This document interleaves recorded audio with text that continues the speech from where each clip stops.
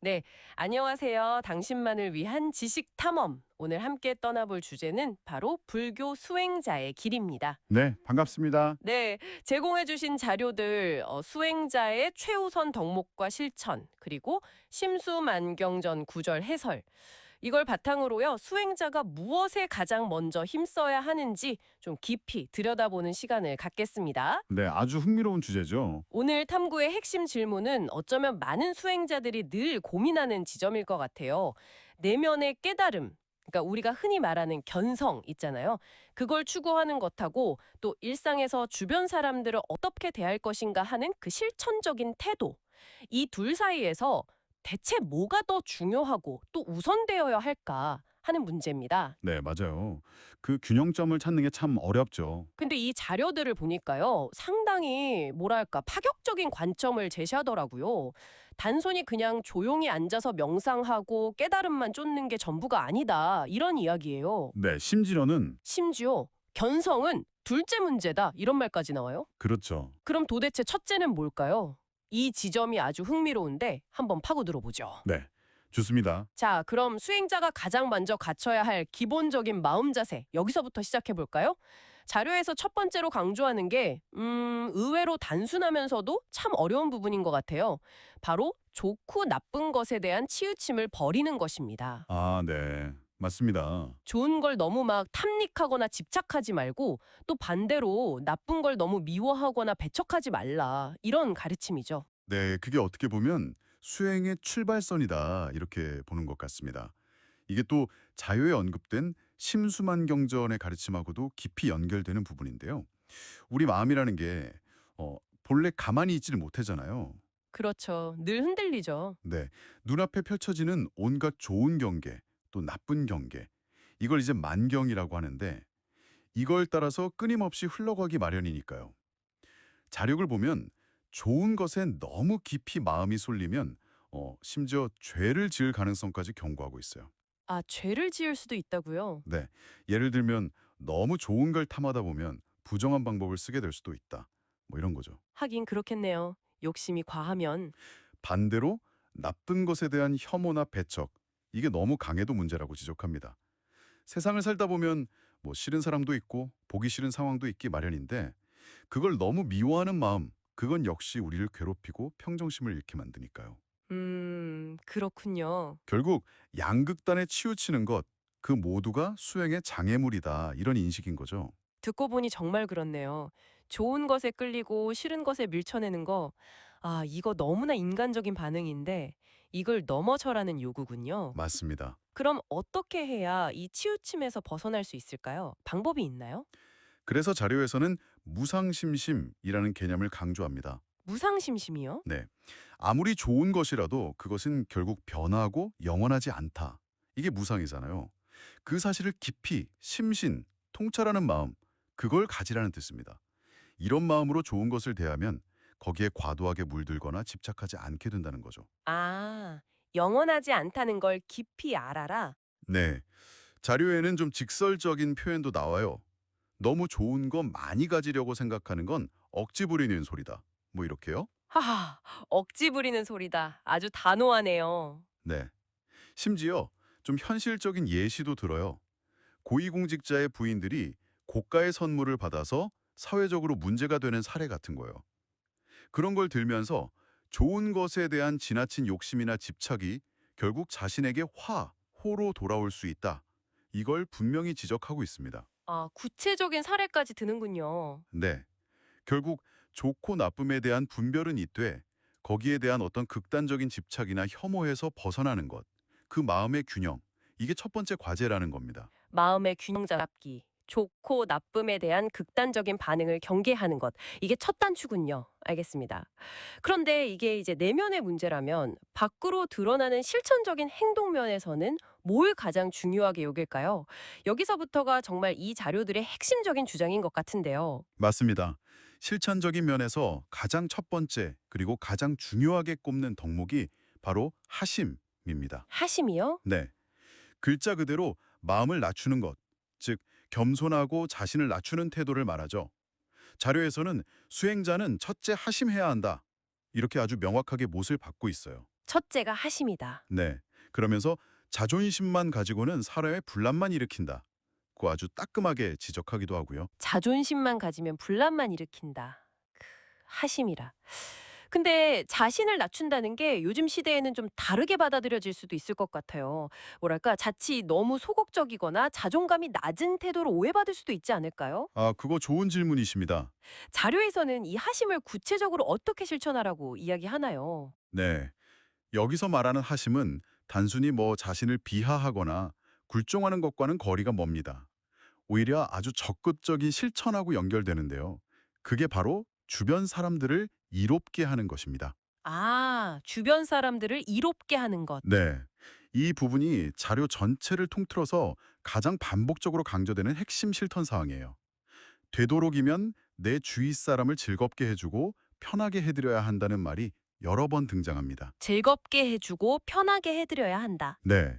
즉, 하심은 다른 사람을 편안하게 해주고 또 이익을 주기 위한 아주 자발적이고 능동적인 자세에 가깝다고 볼 수 있는 거죠. 아, 그렇군요. 그러니까 하심이 그 자체로 목적이라기보다는 다른 사람을 이롭게 하기 위한 어떤 바탕이 되는 마음 자세군요. 바로 그거죠. 이게 바로 아까 처음에 언급했던 견성은 둘째 문제다라는 그 파격적인 주장하고 연결되는 거군요. 정확합니다. 바로 그 지점이 이 자료들의 가장 놀랍고도 중요한 메시지라고 할 수 있습니다. 많은 수행자들이 궁극적인 목표로 삼는 자기 본성 깨닫기, 즉 견성, 이건 오히려 두 번째로 미뤄도 좋다. 이렇게까지 말합니다. 와, 깨달음을 미뤄도 좋다니. 네, 자료의 어조는 상당히 단호해요. 예를 들어서 깊은 산 속에서 10년, 20년 동안 참선 공부를 한 수행자라 할지라도 만약에 주변 사람들을 즐겁고 편안하게 만들어주지 못한다면 그건 아직 멀었다. 심지어 공부 잘못했다. 이렇게까지 이야기합니다. 이야, 정말 충격적인데요. 깨달음보다 주변 사람을 편하게 해주는 게 먼저라니.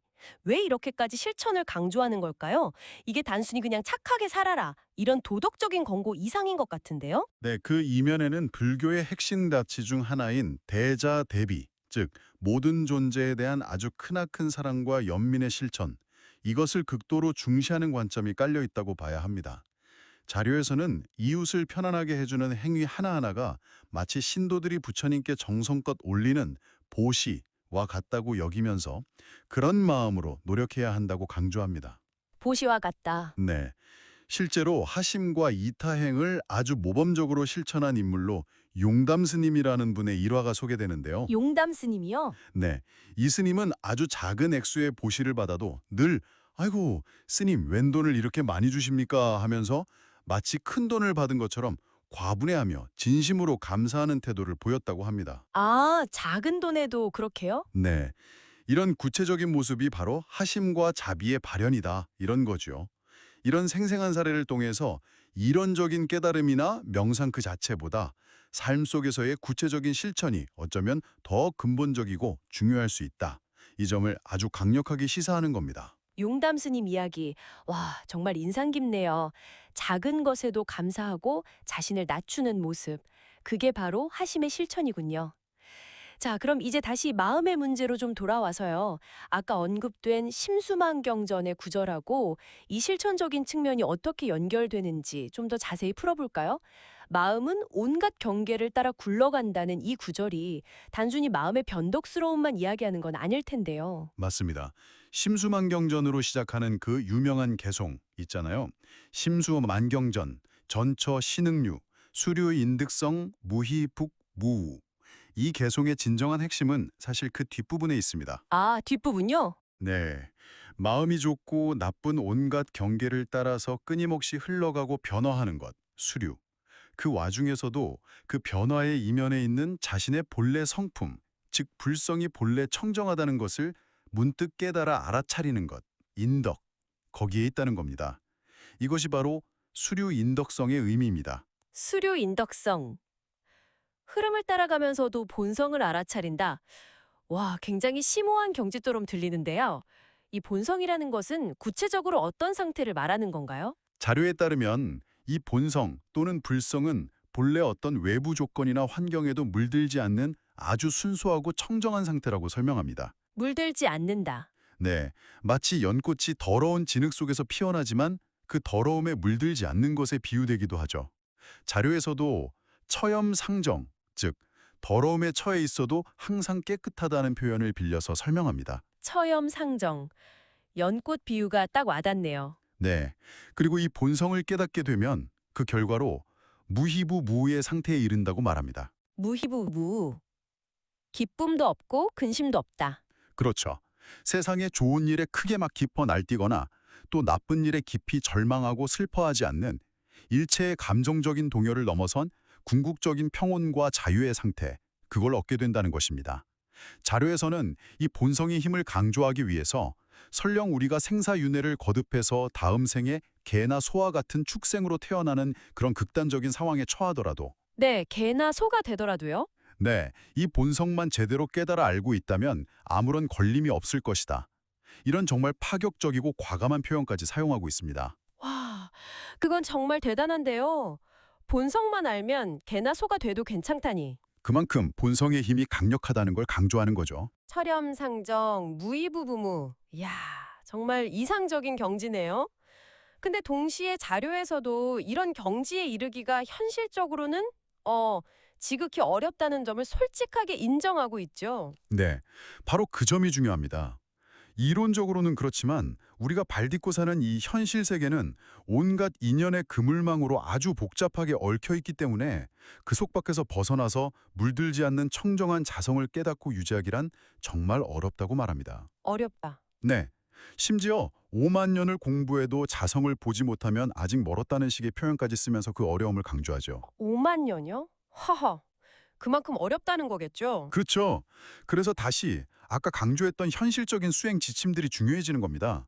좋고 나쁨에 치우치지 않으려는 마음의 노력, 또 자신을 낮추고 하심, 주변 사람들을 이롭게 하려는 구체적인 실천들, 이것들이 어쩌면 그 이상적인 철ям상정의 경지, 수류 인득성의 지혜로 나아가는 가장 현실적이고 효과적인 통로가 될 수 있다. 이런 이야기입니다. 아, 그러니까 그 실천이 방법이 될 수 있다. 네. 더러운 세속의 삶 속에서도 물들지 않기 위한 어떤 끊임없는 노력과 실천이 뒷받침되어야 한다는 거죠. 이론하고 실천이 분리될 수 없다는 점을 다시 한번 확인시켜 줍니다. 그렇군요. 결국 내면의 깨달음 추구와 외부적인 실천이 뭐랄까 동전의 양면처럼 아주 긴밀하게 연결되어 있다는 말씀이네요. 어느 하나만으로는 부족하다는 거고요. 정확합니다. 둘 다 필요하다는 거죠. 자, 이제 마지막으로 살펴볼 부분이 남아 있습니다. 부처님께 올리는 가장 큰 공양에 대한 이야기인데, 이 부분도 정말 인상적이었습니다. 우리가 흔히 생각하는 뭐 값비싼 물건이나 음식 공양, 이런 것과는 전혀 다른 차원의 이야기더라고요. 네, 맞습니다. 자료에서는 아주 명확하게 이야기합니다. 부처님께 올릴 수 있는 가장 훌륭하고 으뜸 가는 공양은 바로 얼굴에 성내는 마음이 없는 것, 즉 면상무진 공양구라고요. 면상무진 공양구? 얼굴에 성내는 마음이 없는 게 공양도구다. 네, 성냄 없이 온화하고 평온한 얼굴 표정, 그 자체가 부처님께 드리는 최고의 공양이라는 겁니다. 얼굴에 성내는 기색이 없는 것 자체가 공양이라니? 와, 정말 놀라운 발상인데요. 이게 단순히 그냥 화를 내지 않는다? 이런 소극적인 차원을 넘어선 의미가 있을 것 같습니다. 그렇습니다. 더 나아가서 이 성냄 없는 얼굴은 비단 부처님께만 드리는 공양이 아니라 우리 부모님, 형제자매, 친구, 동료, 심지어 길에서 마주치는 모든 이들, 즉 일체 중생에게 올리는 최상의 공양이 된다고 설명합니다. 아, 모든 사람에게요? 네. 왜냐하면 성냄 없는 평온한 얼굴은 그 자체로 주변 사람들에게 안정감과 편안함을 주기 때문이죠. 하긴 그렇겠네요. 찡그린 얼굴보다는 훨씬 낫죠. 그렇죠. 그래서 자료에서는 심지어 이런 평온한 얼굴로 살아가는 사람이 설령 따로 앉아서 참선 수행을 하지 않더라도 그저 고요히 앉아 참선만 하는 사람보다 오히려 더 나을 수 있다. 이렇게까지 이야기합니다. 참선하는 사람보다 낫다고요? 네. 이는 결국 앞서 계속 강조했던 주변 사람을 편안하고 즐겁게 해주는 것, 즉 대자대비의 실천과 정확하게 같은 맥락에 놓여 있는 가르침입니다.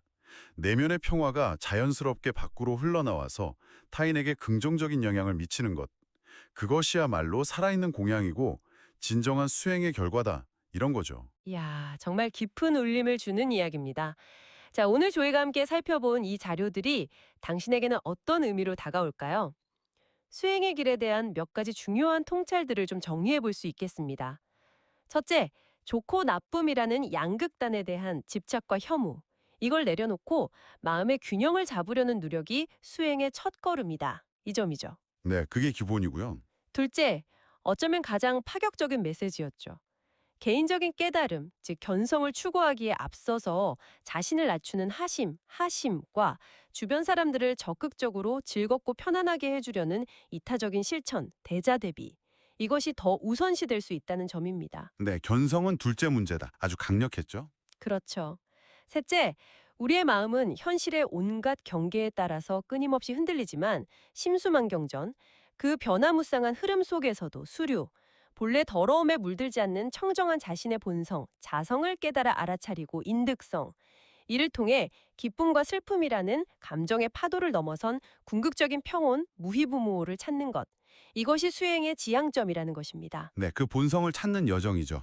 마지막으로 진정한 공양은 값비싼 물질이 아니라 바로 우리 얼굴에서 성내는 기색이 사라진 평온하고 온화한 모습, 면상무진 공양구. 그 자체이며 이것이 부처님뿐만 아니라 모든 존재에게 베풀 수 있는 최상의 선물이라는 점입니다. 네, 이렇게 정리해 볼 수 있겠네요. 여기서 한 걸음 더 나아가서 우리가 좀 깊이 생각해 볼 만한 질문이 하나 떠오릅니다. 아, 어떤 걸까요? 왜 이 자료들은 그토록 반복해서 주변 사람을 이롭게 하는 하심과 대자대비의 실천을 강조했을까요?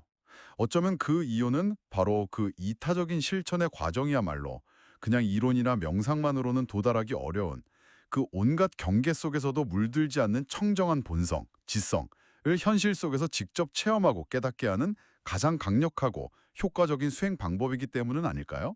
아, 실천 자체가 깨달음의 길일 수 있다. 네. 즉 내면을 닦는 수행과 세상을 향한 실천이 이게 분리된 두 개의 길이 아니라 실제로는 서로를 가능하게 하고 또 심화시키는 어쩌면 하나의 길일지도 모른다는 가능성입니다. 당신이 현재 이것은 정말 좋다고 강하게 끌리거나 혹은 저것은 정말 싫다고 강하게 밀어내고 있는 대상이나 상황이 있다면 잠시 멈추어서 그것을 결국 변해가고 영원하지 않은 것, 무상이라는 무상심심의 관점에서 한번 바라본다면 당신의 마음과 행동에 어떤 작은 변화의 가능성이 열릴 수 있을지 한번 성찰해보는 시간을 가져보는 것은 어떨까요? 네, 정말 좋은 질문을 던져주셨네요. 오늘 저희와 함께 불교 수행의 깊이 있는 가르침을 탐구해 주셔서 감사합니다. 당신의 지혜를 향한 여정에 오늘 나눈 이야기들이 작은 등불이 되기를 바랍니다.